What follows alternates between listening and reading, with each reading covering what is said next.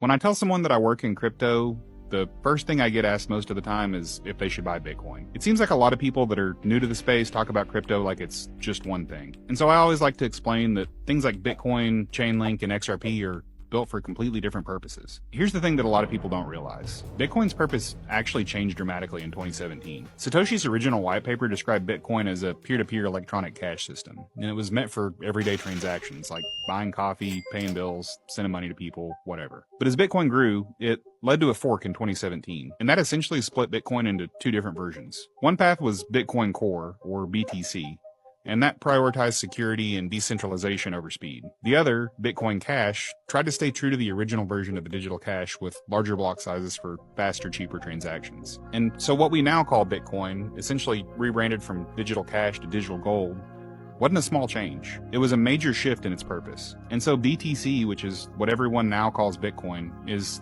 primarily labeled as a store of value. Those 10-minute transaction times and higher fees, that was part of the decision that got made when the fork happened. Meanwhile, XRP was built specifically for what Bitcoin originally intended to do with some huge improvements. So think about it for a second. Would you use a savings account to pay for groceries or a checking account to save for retirement? They're different tools for different jobs. Each blockchain network has solutions to specific problems. So Bitcoin after the 2017 fork was built to address fiat currency and inflation, and it created a digital store of value. XRP was built to solve the problems of slow and expensive transfers. Networks like Chainlink, Ethereum, and now the EVM solve problems for needing trusted third parties in contracts and applications. So next time that someone asks you if you're into crypto, you might want to break it down into what problem you're trying to solve.